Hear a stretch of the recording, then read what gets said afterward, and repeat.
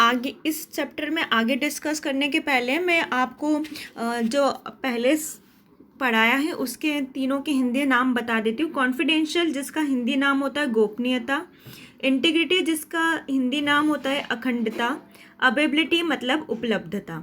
ठीक है, तीनों मैं फिर से बोल देती हूँ। कॉन्फिडेंशियलिटी मतलब गोपनीयता, आपका डेटा गोपनीय होना चाहिए, आप जिसको भेजते हैं उसके पास ही पहुँचना चाहिए।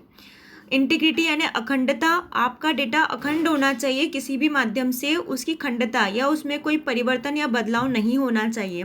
और तीसरा उपलब्धता, मतलब आप जब भी इसको देखेंगे तो आपको डेटा उपलब्ध हो जाना चाहिए। चलिए अब हम इसके आगे स्टडी करते हैं।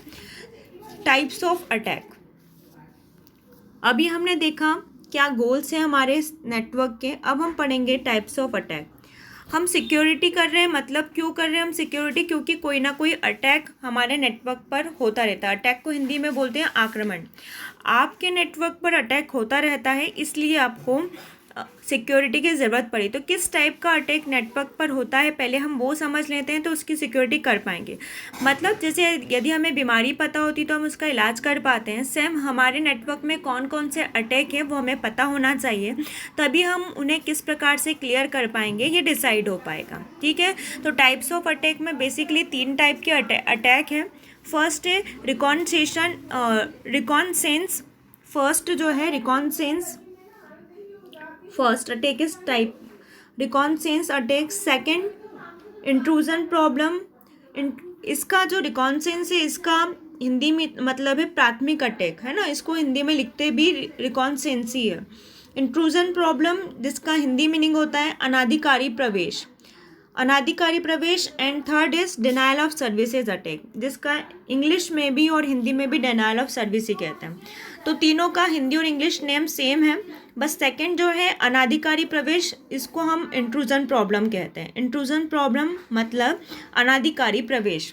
ठीक है, तो टाइप्स ऑफ अटैक में पहला है, हम उसको स्टडी करते हैं। First reconnaissance attack. Reconnaissance attack में उसी तरह से प्रक्रियाएं की जाती है, उसी तरह से सूचनाओं को और इन्फॉर्मेशन को कलेक्ट किया जाता है, एकत्रित किया जाता है।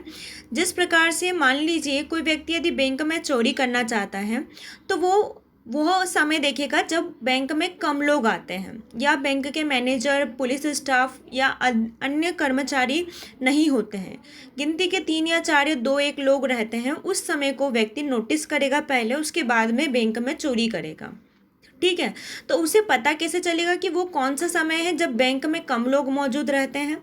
इस चीज़ का पता लगाने की जो प्रक्रिया होती है उसे हम रिकॉनसेंस आक्रमण कहते हैं। रिकॉनसेंस आक्रमण या रिकॉनसेंस अटैक में व्यक्ति पूर्व सूचनाएं को कलेक्ट करता है या एकत्रित करता है, जो प्री इंफॉर्मेशन होती है उसको कलेक्ट करता है, देन सेकेंड टाइम पे वो अटैक करता है। मतलब अटैक करने के पहले वो व्यक्ति के बारे में जान लेगा या उस स्थल के बारे में कि किस तरीके का माहौल है, उसके बाद में अटैक करेगा।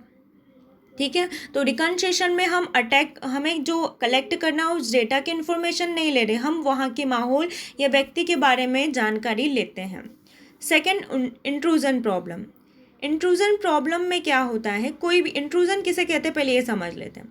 इंट्रूजन एक थर्ड पर्सन होता है, जैसे मान लीजिए यहाँ पर है कंप्यूटर 1 और यहाँ है कंप्यूटर 2। कंप्यूटर 1 ने कंप्यूटर 2 को डेटा भेजा और बीच में एक कंप्यूटर 3 आता है जो इसके डेटा को कॉपी कर लेता है। ये टेलीफोन लाइन पर जब डेटा जा रहा था यहीं से उसने डेटा को कॉपी कर लिया, या तो फिर उस डेटा को उसने चेंज कर दिया, बदल दिया। यहाँ पे उन्होंने जो डेटा भेजा था कि 2 के पास ये डेटा जाना चाहिए, उसे कंप्यूटर 3 ने बीच में चेंज कर दिया। तो इंट्रूजन कौन होते हैं? अटैकर्स होते हैं जो बीच में अटैक करके डेटा को चेंज कर लेते हैं या परिवर्तित कर लेते हैं। हो सकता है कि आपके डेटा को कॉपी कर लें और उसका मिसयूज़ करें।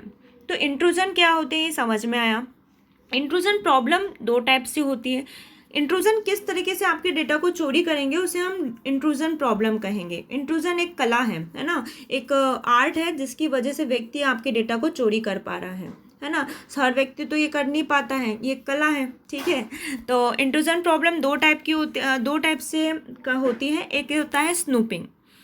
स्नूपिंग में क्या होता है, ये भी कई प्रकार से स्नूपिंग की जा सकती है। स्नूपिंग में बस इतना मतलब होता है कि एक अनऑथराइज्ड व्यक्ति, अनऑथराइज्ड यानी कि अनधिकारी, जिसको अधिकार नहीं है, वो व्यक्ति उस डेटा को हाथ लगा लेता है, उस डेटा को एक्सीज कर लेता है। जैसे मैंने बताया अभी कि कंप्यूटर 3 को ऑथोरिटी नहीं है, उसको अधिकार नहीं है कि वो टेलीफोन लाइन से डेटा को चोरी करे या एक्सेस करे। ये डेटा सिर्फ फर्स्ट और 2 के बीच में प्राइवेट रहना चाहिए, उसकी प्राइवेसी रहना चाहिए, बट कंप्यूटर 3 ने उसको यूज़ करा है। तो स्नूपिंग एक ऐसी प्रोसेस होती है जिसमें एक अनऑथराइज्ड पर्सन आपके डेटा को चोरी करता है।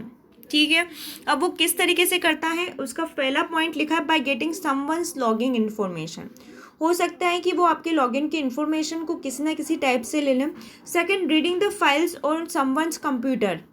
आपके कंप्यूटर में उन्होंने डेटा को पहले देख लिया है, जो भी फाइल्स रखी है उसमें आपने आईडी पासवर्ड जो भी लिख रखे हैं, उस डेटा को उसने देख लिया है, जिसकी वजह से